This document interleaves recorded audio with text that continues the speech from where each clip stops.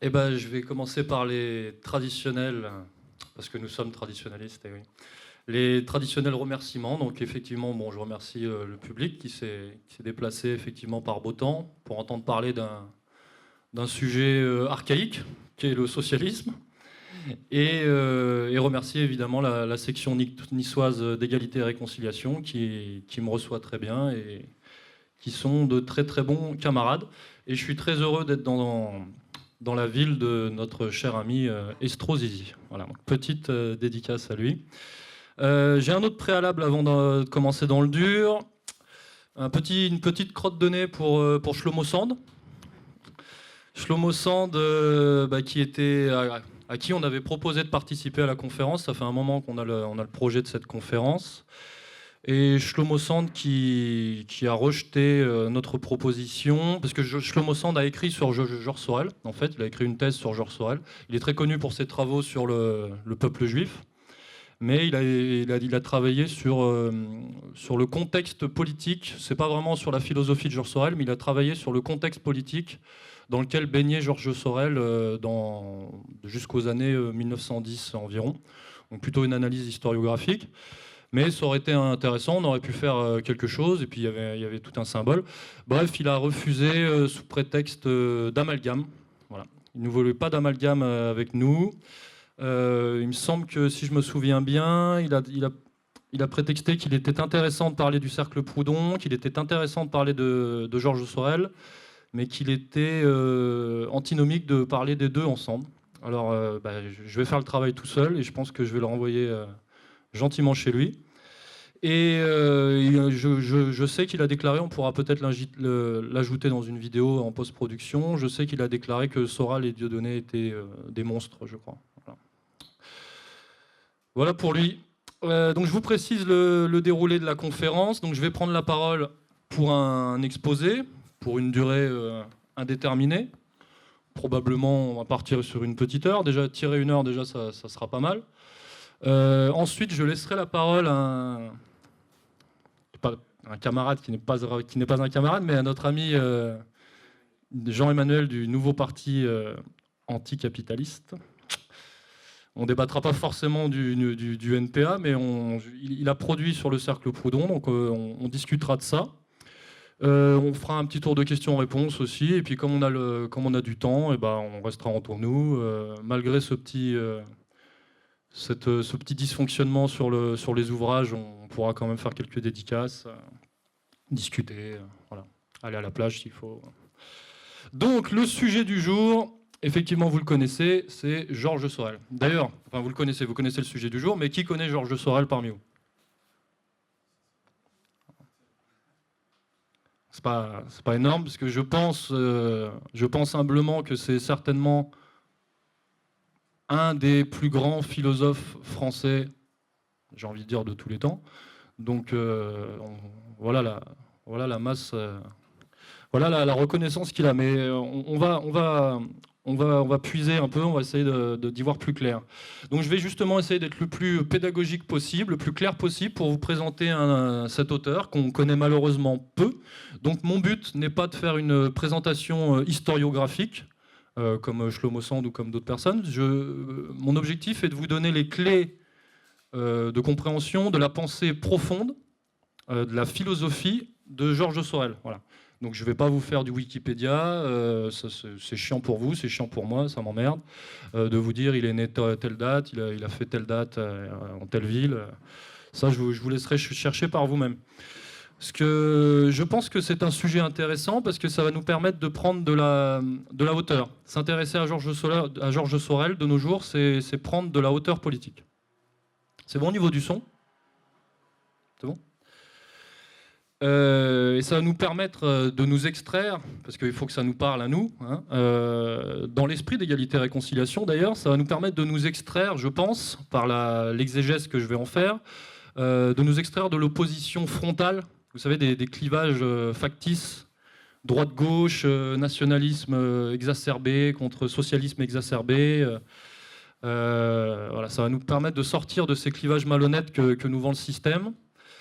J'ai noté par exemple que ça va faire réfléchir les anticommunistes primaires, parce qu'il en existe encore.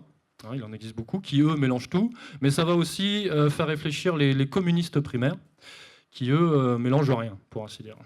Voilà. Donc, Georges Sorel, vu de loin, c'est un penseur socialiste. Ah. Alors, en préparant la conf, je me suis dit, mais finalement, d'ailleurs, il n'y a pas énormément de monde à cette conférence, c'est parce que c'est un sujet exigeant, mais c'est aussi parce que le socialisme n'intéresse plus. Le socialisme est devenu un mot vide, un mot creux, un mot, ça ne signifie plus rien, c'est un mot galvaudé. Tout le monde se branle du socialisme de nos jours, ça n'intéresse plus personne. Voilà. Et pourtant, c'est devenu vraiment désuet. Encore une fois, Michel a parlé c'est un mot archaïque, le socialisme, pour l'idée. C'est de l'arrière-garde. Enfin, c'est ce que c'est devenu. Et pourtant, je vais essayer, ce n'est pas une gageure, je vais essayer de réhabiliter, à travers Georges Sorel, je vais essayer de réhabiliter le socialisme aujourd'hui. Voilà, donc c'est pas rien. Donc je vais reposer les bases. Les bases simples. Définition simple. Qu'est-ce que c'est que le socialisme? Ça, c'est une question qu'on se pose, en fait. C'est vraiment le... Je vous ai dit, on va aller très pédagogique. Pardon. Le socialisme, la définition la plus simple possible, c'est que c'est la primauté de l'idée sociale. Voilà. C'est une réflexion sur l'organisation de la société. Alors finalement, ça paraît évident. Et comment ça se fait? Pourquoi on ne parle plus du socialisme, finalement? Eh bien, on ne parle plus du socialisme actuellement parce qu'on est passé de l'espoir du socialisme à la réalité du libéralisme. Voilà. Le libéralisme, quelle est sa définition la plus simple, encore une fois? C'est la primauté de l'égoïsme. Voilà. Donc le socialisme, c'est la primauté de l'idée sociale. Je vous demande de retenir ces définitions simples parce qu'on va avancer step by step. Le libéralisme, c'est la primauté de l'égoïsme. Voilà. Donc, a priori, c'est pas conciliable l'individualisme et le socialisme. En vérité, pour pousser jusqu'au bout, en fait, c'est pire, parce que nous ne sommes pas dans une société libérale. Ça, c'est un mensonge. Nous ne sommes pas passés de la société socialiste à la société libérale. Ce n'est pas vrai. C'est ce qu'on nous fait croire, mais ce n'est pas vrai. En fait, nous sommes dans un mix, un métissage, une sorte d'hybridation, voilà, de ces deux idéaux, enfin qui ne sont pas des idéaux, il y a d'ailleurs de ces deux absolus que pourraient être le libéralisme et le socialisme, et qui donnent une apparence de réalité à ce qui est véritablement un idéal, pour le coup, qui est la modernité. Voilà. Puisque le principe, et d'ailleurs je précise que c'est un idéal, parce qu'il n'y a rien de pire qu'un idéal, finalement, en termes d'organisation de la société. Vous comprenez? Parce que nous sommes dans la société moderne. Et le principe de la société moderne, c'est la dissolution. Donc voilà, je vous demande de retenir ces choses-là, ces mots-clés pour avancer. Le principe de la société moderne, je répète, c'est la dissolution. En vérité, la modernité ne supporte pas les absolus. Car le socialisme est un absolu, le libéralisme est un absolu aussi. Mais la modernité ne supporte pas les absolus, la modernité ne supporte pas la diversité. Donc la modernité, si vous voulez, c'est un terme générique qui me permet pour moi de schématiser. Hein. Par modernité, j'entends l'avènement de la démocratie bourgeoise, la démocratie bourgeoise libérale telle qu'on l'entend. Mais à ne pas confondre, par exemple, avec les absolus que sont le libéralisme et le socialisme. Je vais vous donner le descriptif. La modernité, je disais, ne supporte pas les absolus, ne supporte pas la diversité, puisque le moteur de la modernité, c'est finalement, quand on y réfléchit bien, c'est la négation de la vie. Encore une fois, c'est un terme générique. Car pour eux, si on va au fond des choses, et on peut le faire, c'est pas le sujet du jour, mais si on peut même faire des analogies avec certaines théories très profondes et ésotériques. On peut faire des analogies avec la Kabbale s'il faut. Ce n'est pas le sujet du jour, mais on peut le faire factuellement. Cette négation de la vie, elle vient du fait qu'ils considèrent que la vie est injuste.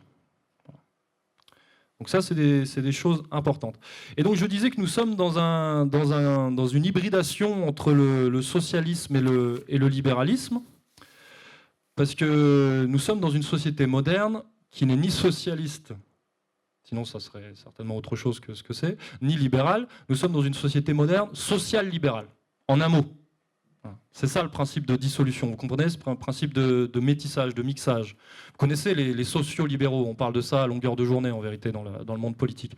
Et si vous voulez, c'est une sorte de transgenre en fait. C'est une sorte de transgenre politique. Voilà l'organisation de la société telle qu'elle nous est donnée maintenant. Et en vérité, pour reprendre la définition que je vous donnais tout à l'heure entre la primauté de l'égoïsme et la primauté de l'idée sociale, dans le monde social-libéral, donc cette espèce de monde mixé, là, eh bien, la définition qu'on pourrait faire, c'est que c'est la primauté de l'égoïsme des groupes sociaux. Et d'ailleurs, ça se vérifie, puisque quand on transpose dans la réalité concrète, qu'est-ce que ça veut dire la primauté de l'égoïsme des groupes sociaux? C'est la réalité du monde des communautés, le monde des lobbies. Voilà. C'est ça la réalité de notre monde, en vérité. Donc ce n'est pas l'individualisme égoïste et ce n'est pas la primauté des groupes sociaux. En fait, c'est l'égoïsme des groupes sociaux. Enfin, ce n'est pas la primauté de la société, c'est l'égoïsme des groupes sociaux qui composent la société. Donc nous sommes dans le monde des lobbies communautaires. Voilà. Donc là, on met déjà le doigt sur quelque chose qui nous parle. Donc c'est le monde dans lequel on vit, telle est l'organisation de notre société. Moi, je pense que ça fait réfléchir. Mais pour aller au bout des choses, on va refaire un petit peu le processus. Ça ne s'est pas fait comme ça. On n'est pas passé de l'un à l'autre comme ça, comme par magie. En vérité, il y a eu des étapes, puisque là, on est dans les concepts. Moi, j'aime bien réfléchir sur les concepts, mais il faut toujours lier ça avec la réalité. En l'occurrence, il y a une réalité institutionnelle. C'est-à-dire que nous sommes partis de la réalité institutionnelle qui est la démocratie bourgeoise de 1789, pour schématiser, qui a mis en place ces institutions. Donc, si vous voulez, nous sommes passés de la démocratie bourgeoise On est passé par plusieurs étapes. Pour passer de la démocratie bourgeoise au monde social-libéral dans lequel on est, qui est en fait le vrai... Quand la démocratie bourgeoise pose son masque, c'est la vérité, en fait. C'est le vrai visage de la démocratie. Il ne faut pas se leurrer. Il n'y a pas de dégénérescence ou d'antinomie. Parce que si vous pensez que les lobbies, par exemple, pour être concret, et le communautarisme qui empoisonne notre société sont antinomiques avec la démocratie bourgeoise, vous vous trompez. Parce qu'en vérité, c'est ça la démocratie bourgeoise. C'est la vérité de la démocratie bourgeoise, c'est son vrai visage. Donc on est passé de la démocratie bourgeoise, ces institutions, par étapes, donc, à la social-démocratie d'abord. Vous connaissez les sociodémocrates. Voilà. Ça c'était un terme très en vogue il y a quelques décennies. Les sociodémocrates, ça fait référence à la période faste des 30 Glorieuses, par exemple. Donc sociodémocrate, pour reprendre mes petites définitions là, en sous-titres, sociodémocrate, c'est la primauté du peuple, finalement. Voilà. C'est la primauté de l'idée sociale qu'incarne le peuple. Ça, c'est très bien, c'est formidable. Sauf que c'était une période bien précise de transition. Quand on s'intéresse, je vous encourage à lire les travaux de Kluskar, par exemple. Je ne sais pas si on l'a celui-là, La bête sauvage. La bête sauvage de Kluskar. Kluskar nous apprend que, en vérité, cette période de social-démocrate était une stratégie du capitalisme qui a permis l'instauration, je cite, du libéralisme techno-bureaucratique. Donc je vous encourage à creuser là-dessus. C'est très cohérent. Donc nous sommes passés de la démocratie bourgeoise à la social-démocratie, et maintenant nous passons au social-libéralisme, aux sociaux-libéraux, donc démocrates bourgeois, sociaux-démocrates, finalement sociaux-libéraux. Donc il y a un escamotage sur le terme démocrate, hein, ça passe à la trappe, mais ça colle avec notre réalité, puisque nous sommes dans un déni de démocratie total.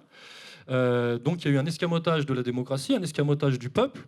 Et d'ailleurs, c'est très cohérent, car quelle est l'institution du monde social-libéral actuel? L'institution primordiale, ce n'est plus l'État, c'est le supra-État qui est l'Union européenne, pour notre société, pour notre période, pour notre séquence historique.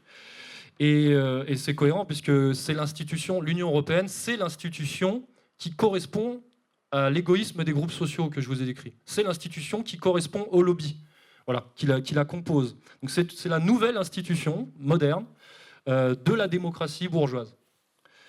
Donc c'est une espèce d'entité, voilà, c'est l'entité sociale libérale, et c'est elle qui gère l'organisation de la société. L'organisation de la société n'est plus confiée à l'État démocratique au sens où on l'entendait au XVIIIe siècle et au XIXe siècle. Maintenant, on en est là. Mais on va continuer, parce que moi, j'aime bien pousser les choses jusqu'au bout, comme Georges Sorel l'a fait. On va arriver sur Georges Sorel après. Je fais une petite intro, comme on a le temps. On va continuer. On est dans le monde social libéral, mais on va de plus en plus vers ce que j'appelle, et je ne suis pas le seul à l'appeler, le monde libéral sécuritaire. Hein, donc, démocratie bourgeoise, je vous récapitule. Hein, démocratie bourgeoise, social-démocratie, socio-libéral, social-libéral, et maintenant libéral sécuritaire. Si vous voulez, on peut encore ajouter j'ai noté socio-libéraux sécuritaire. Donc là, on parle carrément de post-démocratie. Voilà. D'ailleurs, c'est ce que fait Lucien Cerise, par exemple. Il évoque ça, c'est très intéressant. Alors là, dans le monde de la des socio-libéraux sécuritaires, le monde vers lequel on va, car c'est la dynamique, c'est le processus logique finalement.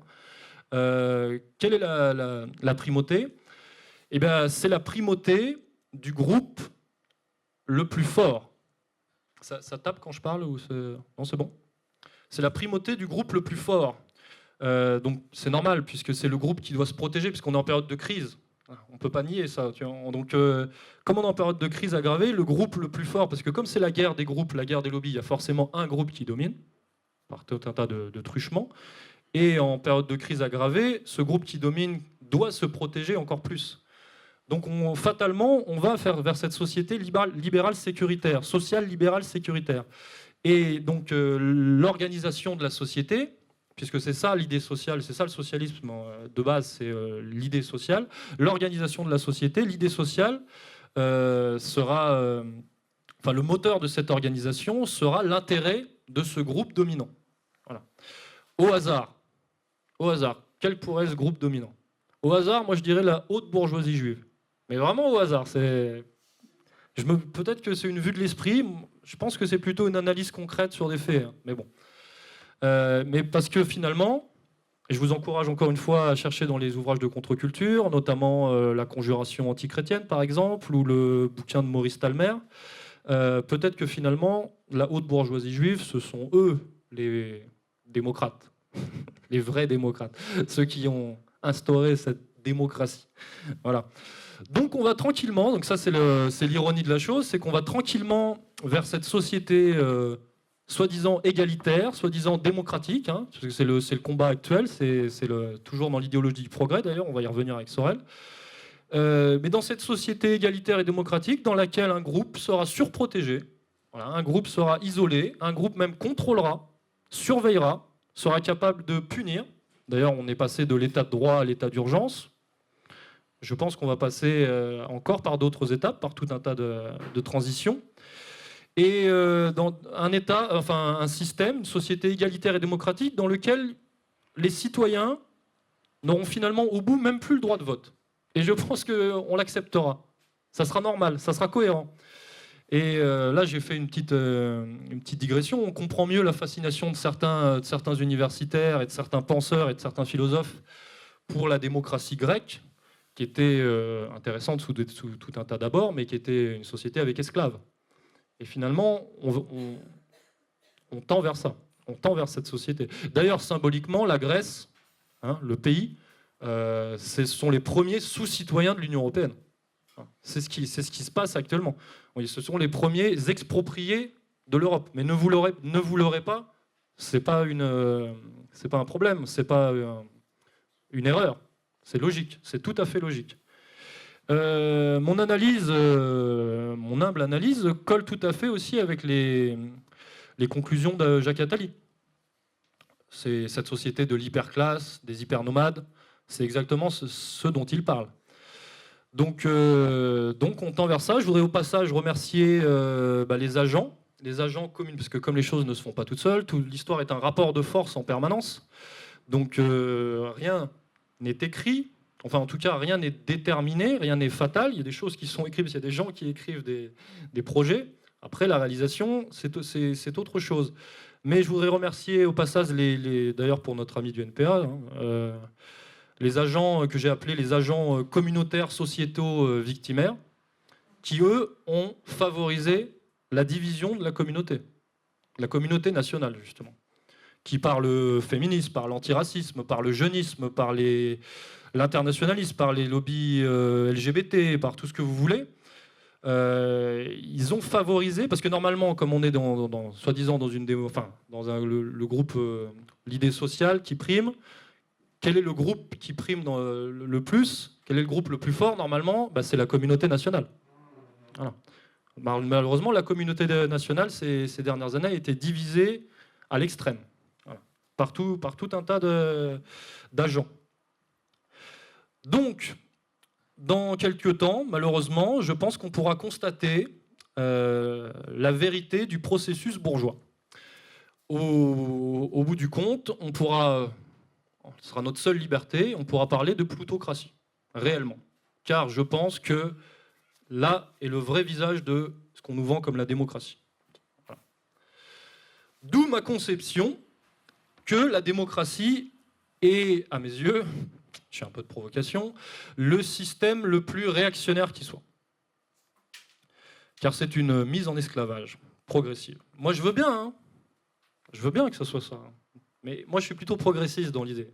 donc ça m'intéresse moyen. C'est une certaine compréhension de l'idée sociale, ça c'est sûr. Ouais. Le problème, c'est que... On va revenir à Georges Sorel, d'ailleurs, on va connecter. Le problème, c'est que normalement, on ne fonde pas l'idée sociale sur une classe. Voilà. Parce que le problème de la démocratie bourgeoise, c'est que l'idée sociale a été fondée sur un groupe, sur une classe, donc la bourgeoisie, et sur ses institutions, donc la démocratie. Mais le problème, c'est qu'on ne fonde pas l'idée sociale sur une classe, comme le fait la modernité, mais on fonde l'idée sociale sur une philosophie.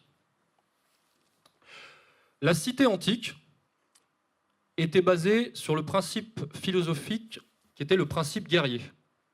Voilà. C'était la guerre qui était le moteur de la cité antique. Et les institutions qui étaient liées à la cité antique étaient des institutions guerrières. C'était ça le moteur et le principe de l'organisation de la société. La cité monarchique était mue par le principe divin, qui avait des institutions royales, et c'était la foi qui était le moteur de l'organisation de la société. La modernité est, je pense, qui sont des principes vivants. Voilà. Le principe guerrier est un principe qui fait référence à la vie. C'est dans la continuité de la philosophie de Proudhon, j'épiloguerai là-dessus tout à l'heure si vous voulez. La guerre fait partie de la vie. L'esprit guerrier, c'est la vie en action. Le divin fait partie de la vie. La transcendance, c'est une de nos composantes. Je pense que ce qui meut la modernité n'est pas un principe vivant. Voilà. C'est pas un principe de mort, car la mort fait partie de la vie. C'est un principe anti-vivant, si vous voulez. Donc c'est pour ça que je m'inquiète, hein, vous comprenez. Et c'est là qu'intervient Georges Sorel, parce que Georges Sorel, c'est celui qui a le mieux constaté la dissolution bourgeoise de l'idée sociale. Voilà. C'est-à-dire qu'il a constaté que la cité bourgeoise n'en était pas une, c'était une anti-cité en fait, et une anti-idée sociale. Et en constatant ça, et en s'intéressant aux précédentes cités antiques, cités monarchiques, il a pensé, en progressiste qu'il est, il a pensé la cité socialiste. Donc là, on va rentrer dans le vif du sujet maintenant. Georges Sorel a pensé la cité socialiste parce qu'il a voulu régénérer, ça c'est un terme très important pour ceux qui prennent des notes, il a voulu régénérer l'idée sociale, voilà. Et parce qu'il sait que c'est le principe de la civilisation en fait, et de l'organisation. Il a voulu régénérer l'idée sociale, il a voulu régénérer la cité, autour d'un nouveau principe qui était le principe du travail. Alors, attention, entendons-nous sur les termes, il ne parle pas de travail en tant que... C'est pas le travail de la société moderne, on est d'accord, c'est pas le travail aliénant de l'industrie à outrance, de ce genre de choses. Lui, la conception qu'il a du travail, c'est l'artisanat, vous comprenez ? Donc ça, c'est son idéologie, c'est la réalité de son idéologie, de l'idéologie prolétarienne de Georges Sorel. Alors, pour réfléchir à tout ça, et ça devient intéressant pour brouiller les pistes des doctrinaires primaires. Georges Sorel a notamment étudié le christianisme. Ah, un penseur socialiste qui étudie le christianisme. C'est intéressant. Et oui, il a consacré une grande partie de son œuvre à l'exégèse du religieux, comme Proudhon d'ailleurs. Déjà, ça brouille un peu les cartes. En vérité, Proudhon et Sorel sont des métaphysiciens. Proudhon, dans son ouvrage « De la justice dans la Révolution et dans l'Église », a constaté, donc je vous résume, il a constaté que la justice ne pouvait plus être accomplie par l'Église dans la société. En progressiste qu'il est, il considère que la justice doit être maintenant accomplie par le révolutionnaire. Voilà. C'est sa réflexion. Suivant ce modèle, Sorel s'est demandé comment c'est possible et comment faire triompher finalement sa nouvelle idéologie, son idéologie prolétarienne. Comment faire triompher sa nouvelle idée sociale, vivante. Donc Sorel a cherché à découvrir les raisons qui ont assuré, en s'intéressant au christianisme, il a cherché à découvrir les raisons qui ont assuré le triomphe de l'idéologie chrétienne. Parce que l'idéologie chrétienne s'est imposée au monde antique, en tant qu'organisation. Donc Sorel, là encore une fois c'est intéressant, Sorel recherche, c'est là-dessus qu'il travaille, Sorel recherche les ressorts de l'action. Ça, on rentre vraiment dans la profondeur de la vision de Sorel, la profondeur sorélienne. Son principal constat, c'est que ce qui a permis le triomphe de l'idéologie chrétienne, c'est la scission chrétienne, ce qu'il appelle la scission chrétienne. La scission chrétienne, ça fait référence au christianisme primitif. Les premiers chrétiens, en vérité, dont on parle peu, qui étaient des radicaux. Qui étaient des radicaux de l'époque. Et pour Sorel, il y a un lourd travail là-dessus, ce sont eux qui ont joué un rôle déterminant en vérité. Et c'est sur ce modèle que Sorel élabore une pensée de rupture avec le monde bourgeois. C'est l'intitulé de la conférence. Comprenez ? Faire scission. Voilà. Il y a eu une scission chrétienne, il veut une scission socialiste, voilà. Une scission syndicaliste, une rupture avec le monde actuel, avec la modernité, le monde bourgeois, où le socialisme, bien compris, se maintiendrait à un niveau, sur le modèle des premiers chrétiens par exemple, se maintiendrait à un niveau d'indépendance, à un niveau de pureté si vous voulez, c'est une sorte d'ascèse, à un niveau d'autonomie et un niveau de non-compromission tel qu'il permettrait de triompher. Voilà. Et donc Sorel par exemple, dans les réflexions sur la violence, a voulu donner une morale et une culture propre aux syndicalistes, voilà, dans le but de passer à l'action. Alors la problématique pour Sorel, c'est comment le socialisme peut-il se maintenir séparé de ce monde bourgeois, démocrate, dissolvant, plutocrate en réalité, anti-vie, moderne, dont je vous ai parlé. Eh bien, c'est là où Sorel est un vrai radical, un vrai socialiste. D'ailleurs, là, je ne veux pas en remettre une couche. Mais depuis tout à l'heure, on est à des années-lumière de Besancenot, de Mélenchon, de tout ça. Vous comprenez, on est sur une autre planète, là, totalement. Pourtant, Georges Sorel, pour moi, c'est une référence. C'était il y a à peine un siècle. Donc, Sorel, premièrement, écarte toute collaboration. En premier lieu, celle des gens cultivés, ce qu'il appelle les gens cultivés, les intellectuels, les philosophes, les penseurs. C'est ce qu'il déteste le plus. Le socialisme des intellectuels. Pour lui, c'est vraiment la farce, c'est une sinistre farce, c'est la stérilité mise en place, c'est la trahison.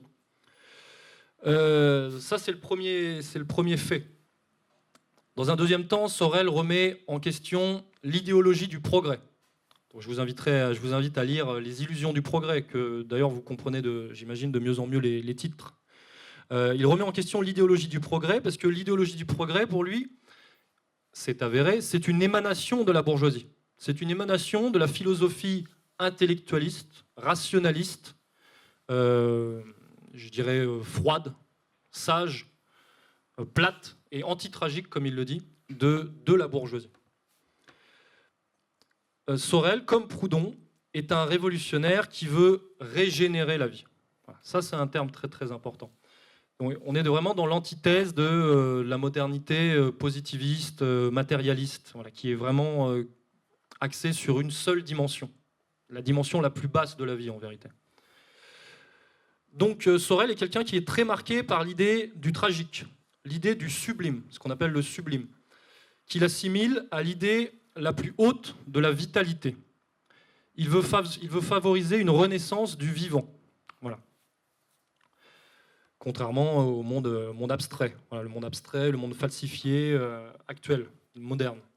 Parce que nous sommes dans un monde qui est non-vivant, je le redis, mais je trouve que c'est important. Tout est fait dans le système actuel pour que nous passions en vérité à côté de la vie. La métastructure est comme ça.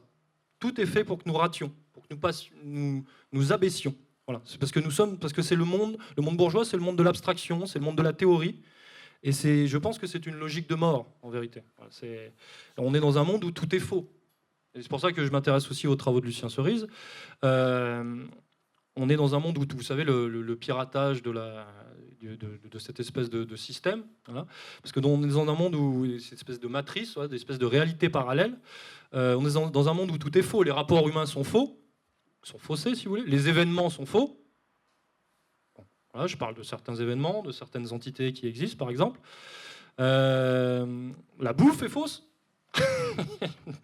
Les produits sont transformés. Les gens sont faux. Avec la chirurgie, on va vers le transhumanisme. Vous comprenez ? La monnaie est fausse. La finance est virtuelle. On est dans le monde de la virtualité, en vérité. Et Georges Sorel, lui, veut reconnecter avec la vraie vie.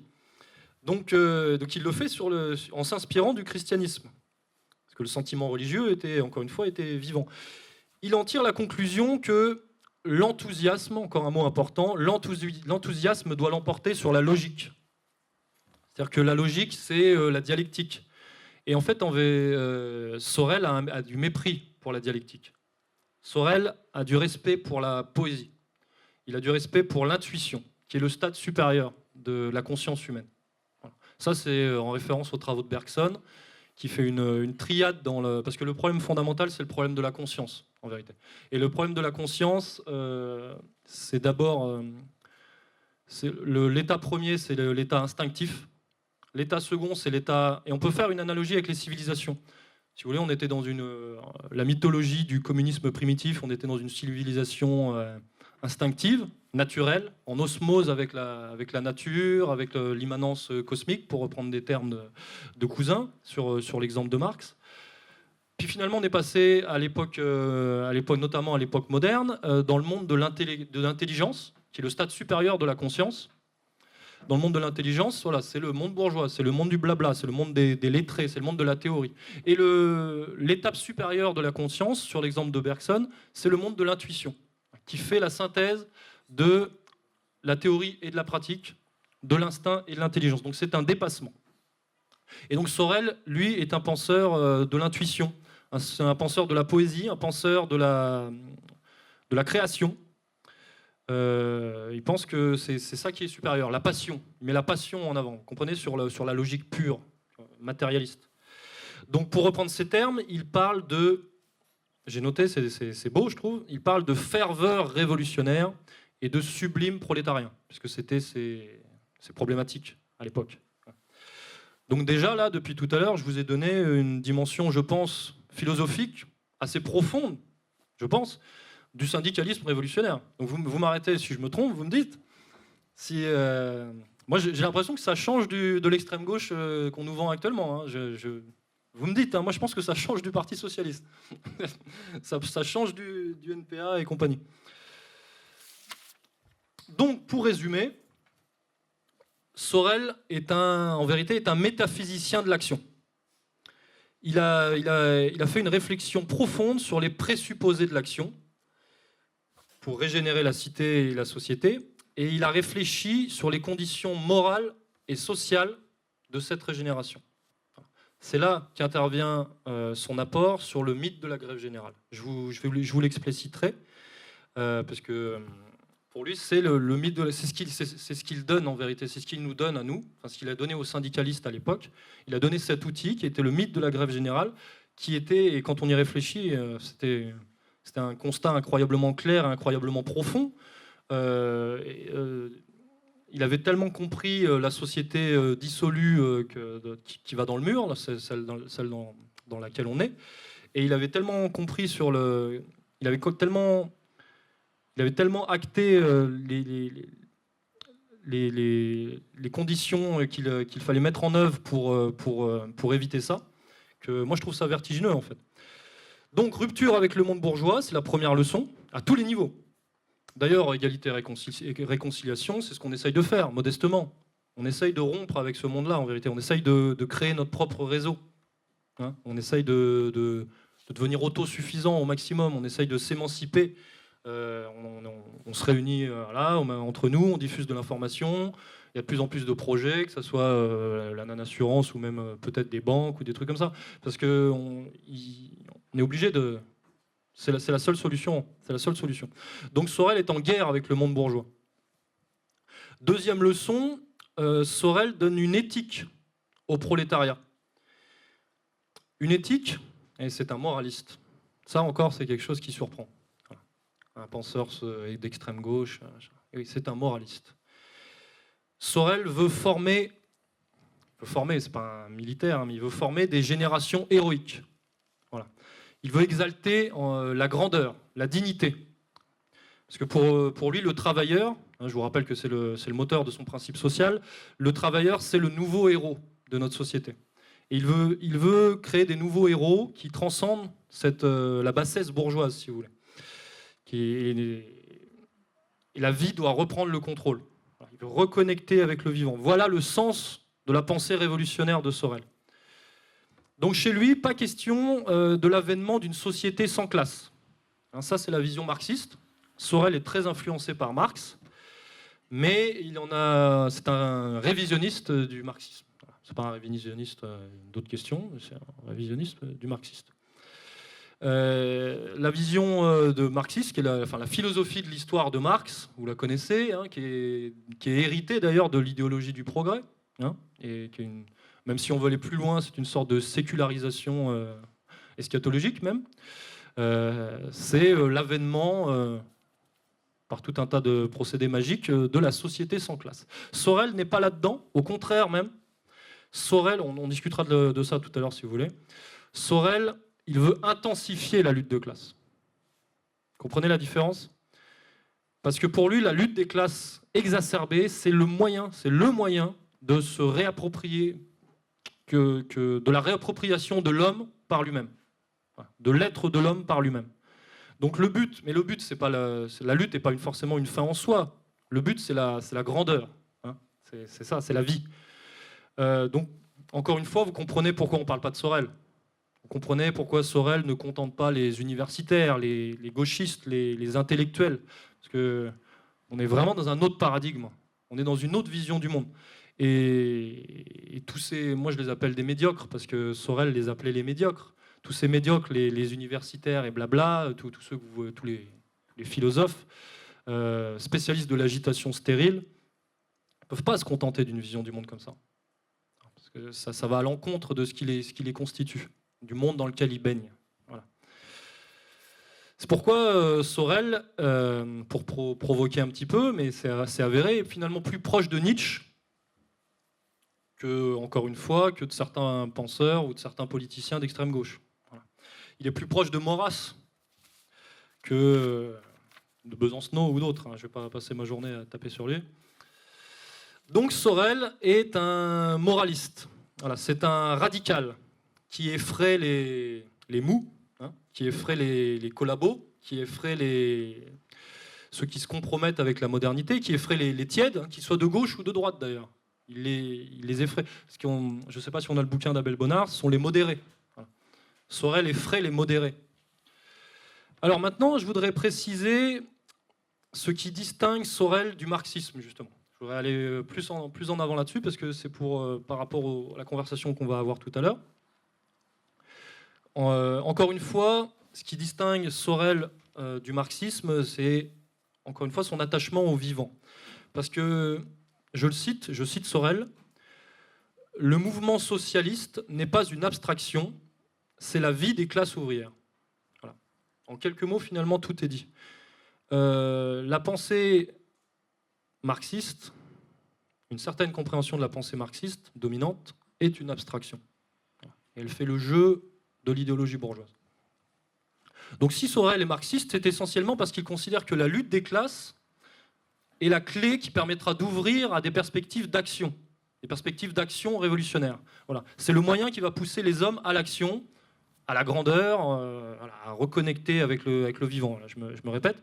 Mais là on est dans une vision totalement différente du déterminisme jacobiniste de l'État, du marxisme-léninisme, si vous voulez, où le prolétariat a une mission, hein, et c'est la dictature du prolétariat, où le prolétariat a une mission messianique de victoire finale, inéluctable, hein, qui s'inscrit dans le mouvement de l'histoire.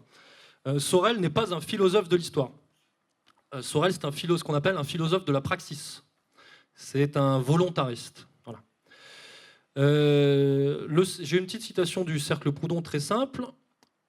Pour le Cercle Proudhon, qui font une exégèse, je vous invite à lire le Cercle Proudhon pour ça aussi, le Cercle Proudhon fait une exégèse de Proudhon, fait une exégèse aussi de Sorel. Et une petite formule toute simple, pour eux, le syndicalisme révolutionnaire, car Sorel est le théoricien du syndicalisme révolutionnaire, c'est l'interprétation de la question sociale par la classe ouvrière elle-même. Voilà, donc il n'y a pas de mission. La masse ne va pas être guidée par une élite de philosophes qui vont charger la classe ouvrière d'une mission, d'un rôle messianique.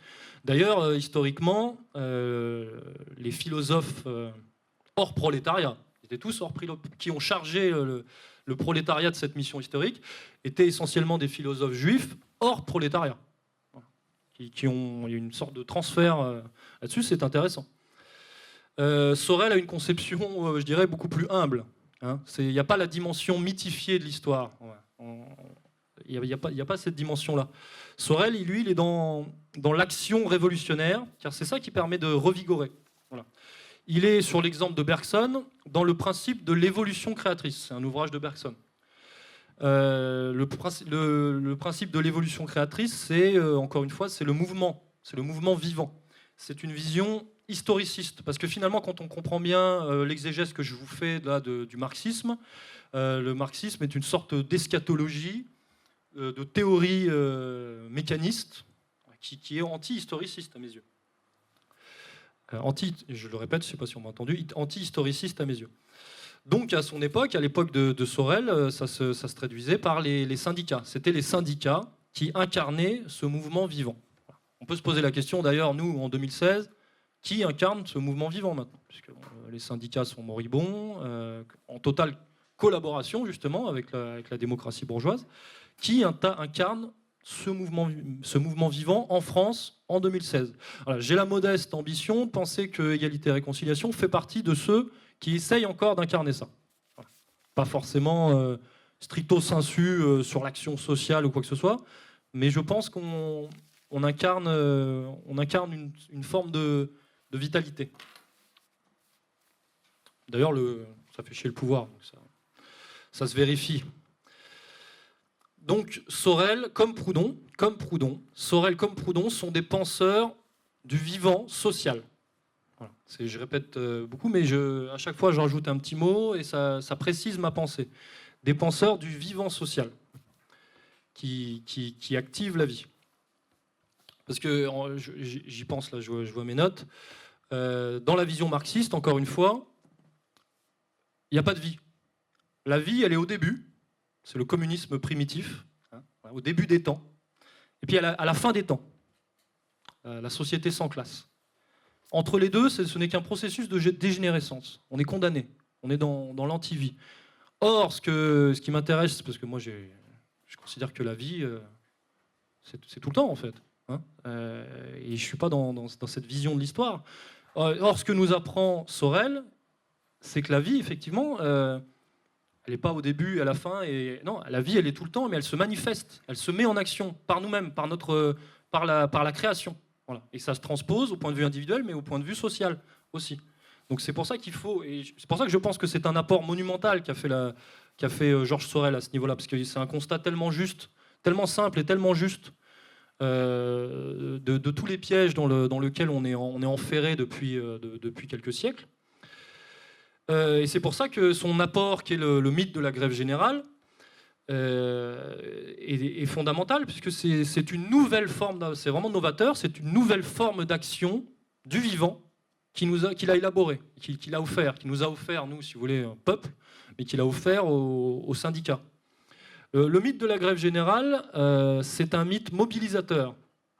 Parce que c'est ça un mythe. Il le distingue d'une utopie. Un mythe, c'est quelque chose qui pousse à l'action. C'est mobilisateur. Et le mythe de la grève générale est non seulement mobilisateur, mais en plus il est radicalement anti-bourgeois. Il est porteur d'une organisation. Il est porteur de valeurs. Et il est porteur d'une vérité. Voilà. C'est un tout extrêmement cohérent. C'est pour ça que ça force mon admiration. Sorel, en vérité, prône, je dis beaucoup en vérité, Sorel prône un socialisme héroïque, vous l'avez compris, hein, et moral. Voilà. Donc là, je pense qu'on est très loin de certaines interprétations que font certaines personnes de Georges Sorel. Pour ceux qui osent y aller, bien sûr. Peu de gens qui osent s'y atteler. Sorel, encore une fois, pour le distinguer de la conception marxiste de tout à l'heure, ou de certaines conceptions socialistes, n'est pas dans le socialisme scientifique. Voilà, hein, quand il est au-dessus de tout ça. Lui, il se base sur l'énergie vitale plutôt que sur la science. Voilà. Il n'est pas question d'attendre que les conditions objectives soient réunies pour la révolution. Il n'est pas question d'attendre que l'empire capitaliste s'effondre de lui-même, hein, à la fin des temps. Non, il est question de passer à l'action, de vivre maintenant. Voilà.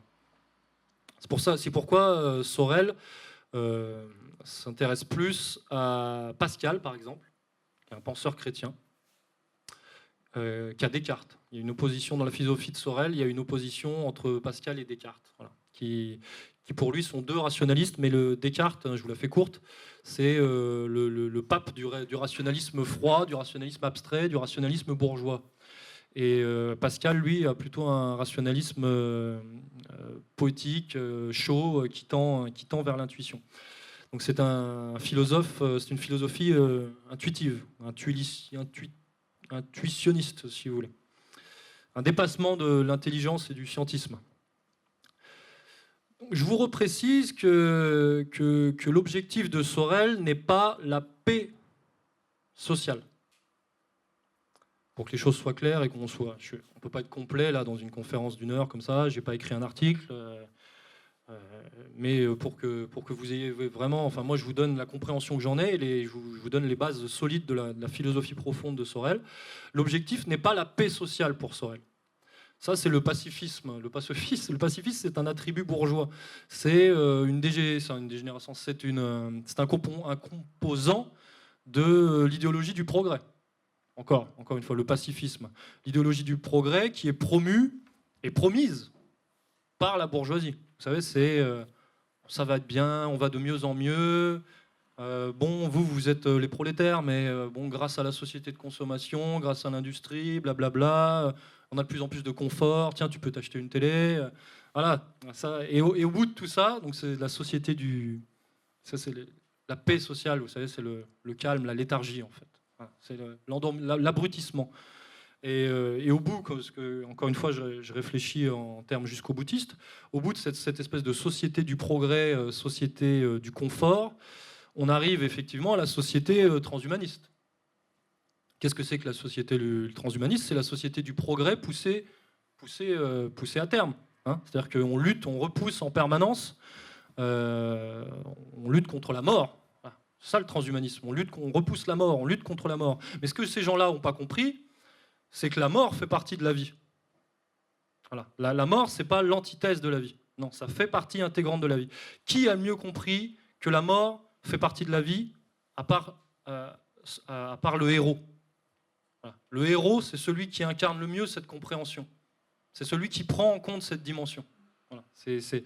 Il prend pleinement conscience de ce qu'est la vie et il accepte que la mort fasse partie intégrante. Voilà. Alors là, la société bourgeoise, c'est tout l'inverse. C'est tout l'inverse. C'est pour ça que je vous dis que c'est une société anti-vie, anti-vitale. Donc, pas de paix sociale pour Sorel, au contraire, pas de société sans classe, au contraire, il faut régénérer les classes, il faut régénérer les absolus, il faut régénérer la lutte sociale, voilà, la lutte des classes, parce que sur le modèle de la théorie des antagonismes, pas la théorie du complot, la théorie des antagonismes de Proudhon, que je vous expliciterai après, il faut régénérer l'équilibre. Parce que la formule est simple, hein, la théorie des antagonismes, c'est l'équilibre social jaillit du frottement des absolus. Et les classes sociales sont des absolus. Donc il ne faut pas nier ça, en vérité. Si on nie ça, on nie l'équilibre social et on nie la vie, au sens où je vous l'ai décrit depuis tout à l'heure. Donc Sorel propose de régénérer au maximum les classes sociales, régénérer au maximum les absolus, pour que le frottement soit tellement intense que l'équilibre soit le plus fort et le plus cohérent possible. Et c'est cet équilibre qui forme un tout, si vous voulez, cet équilibre social qui empêche l'immixtion du fluide bourgeois, du fluide moderne, du fluide dissolvant, si vous voulez, de l'absorption, du cannibalisme moderne bourgeois. Voilà.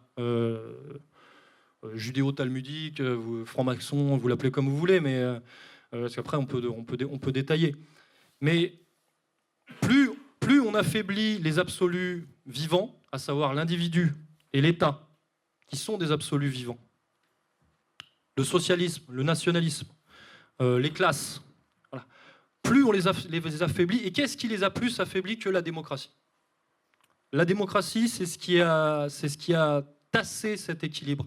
C'est ce qui a tassé ces absolus, qui les a rendus tellement faibles que le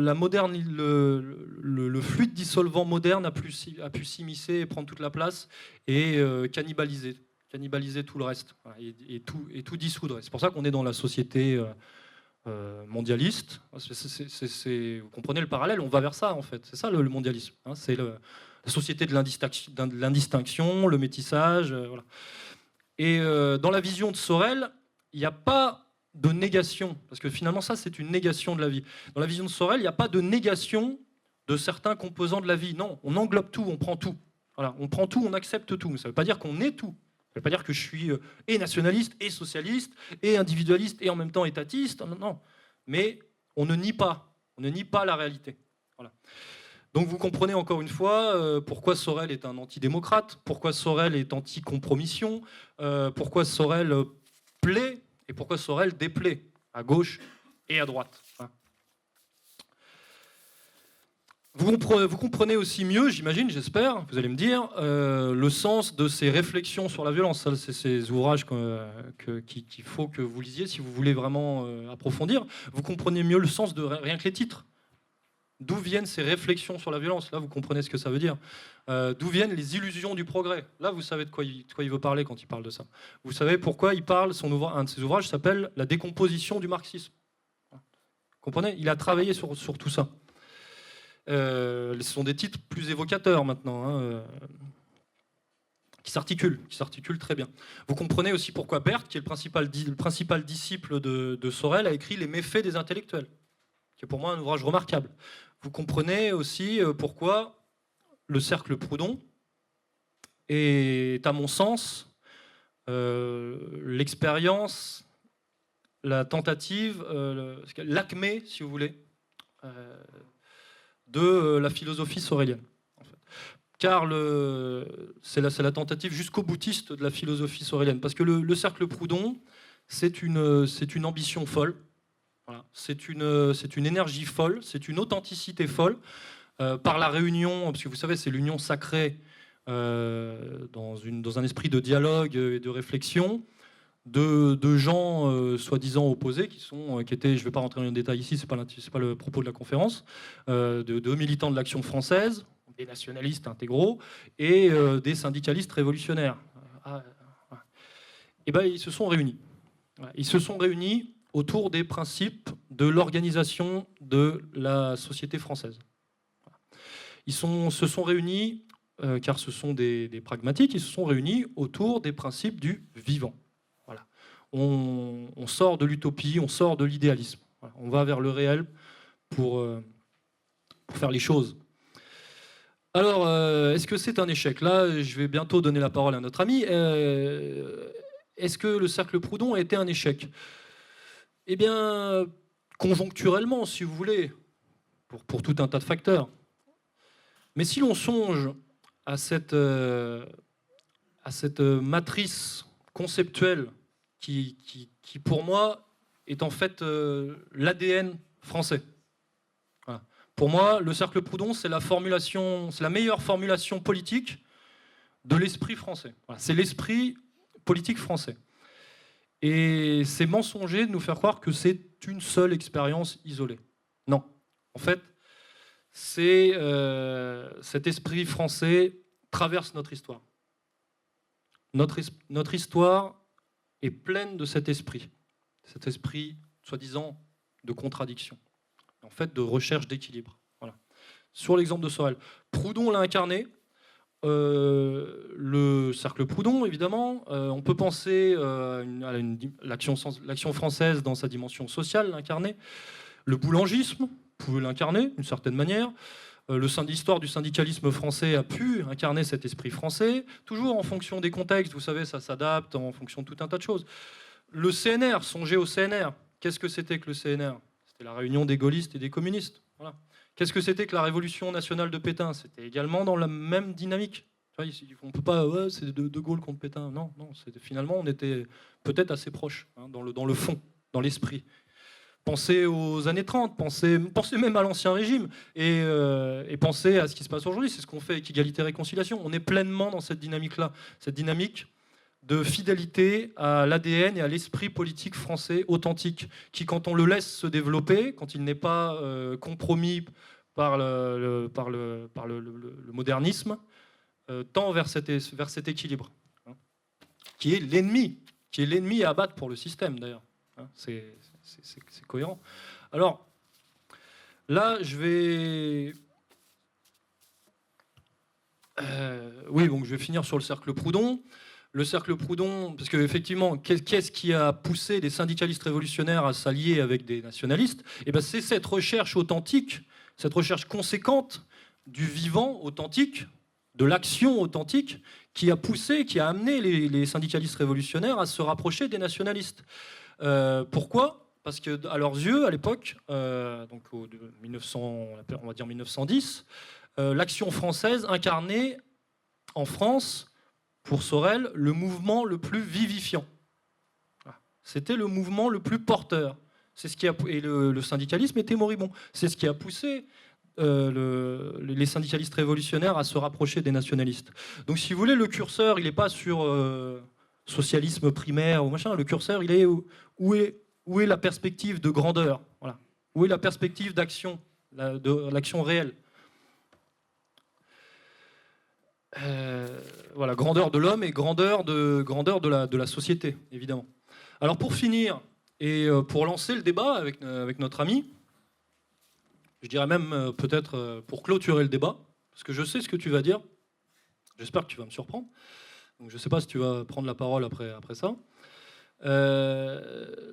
La vision de notre ami, la thèse de notre ami est que pour lui, le cercle Proudhon est un échec, car c'est une impossible synthèse. Les contradictions sont telles entre le nationalisme et le socialisme que ce sont tellement des ennemis jurés qu'il n'était pas possible de faire une synthèse. Grosso modo, c'est ça. Hein. Grosso modo, c'est ça. Alors moi, je pense que ta vision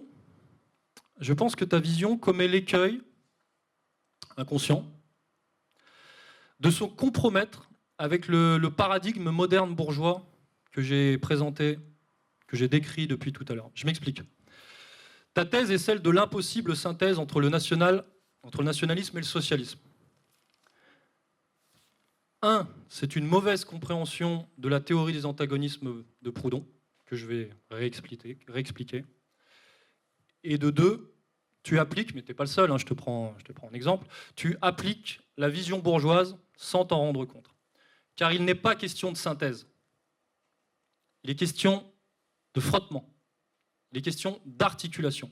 La synthèse, c'est le principe dissolvant, bourgeois par excellence. Comprenez? Par rapport à ce que j'ai expliqué tout à l'heure sur le social-libéralisme, sur toutes ces choses-là. C'est le principe mondialiste. Voilà, c'est le principe dissolutif, je ne sais pas comment dire. La synthèse, c'est bourgeois. Dans la vision du cercle Proudhon, dans la vision proudhonienne, il n'est pas question de synthèse, il est question de frottement, d'articulation, afin de créer l'équilibre social le plus fort. Voilà. Ça me paraît essentiel. Et c'est d'ailleurs le meilleur moyen pour résister. C'est le meilleur moyen pour nous pour résister aux monstres modernes, la machine bourgeoise plutocratique.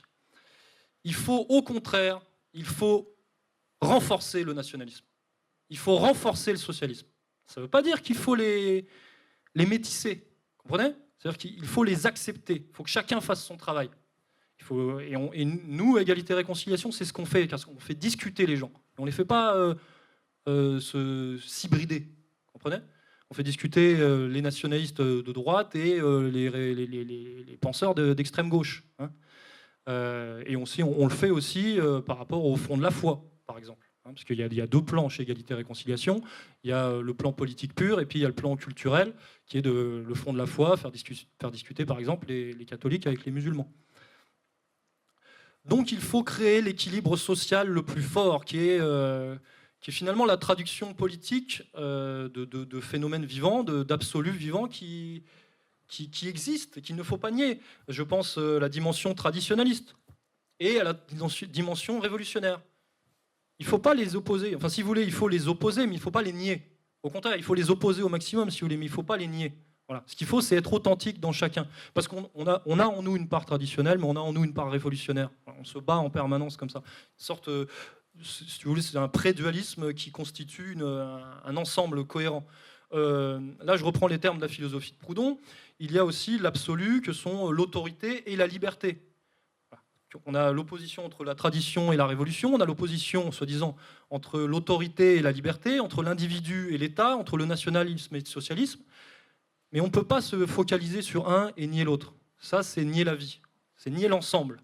Voilà. Et l'esprit français, le génie français, parce que je prétends que c'est ça le génie français, qui est extrêmement simple. Tout ce que je dis, c'est très simple. Pas simpliste, mais c'est très simple. L'esprit français, le génie français, eh ben, c'est qu'il a tout au long de son histoire, consciemment ou inconsciemment, sous des formes ou d'autres, il a articulé ces deux notions, enfin ces notions contradictoires, en permanence. Voilà. Et ça, c'est l'esprit, c'est ce que le cercle Proudhon appelle l'esprit proudhonien, parce que Proudhon l'incarnait par lui-même. Voilà, ça, c'est vivifiant. Et d'ailleurs, je vous encourage, sur l'exemple encore du CNR, d'égalité et réconciliation, du cercle Proudhon, de tout ce que vous voulez, c'est à ces moments-là qu'il a été possible de faire bouger les choses. C'est là que le système a vacillé. Hein, quand il s'est passé cette réunion, quand cet équilibre a pu, pour tout un tas de raisons, a pu s'effectuer, ce sont les seuls moments qui ont été capables de troubler la machine, le monstre démocratique. Voilà, bourgeois, plutocratique. Ouais, c'est bon. Merci beaucoup, Pierre. Merci pour cette explication.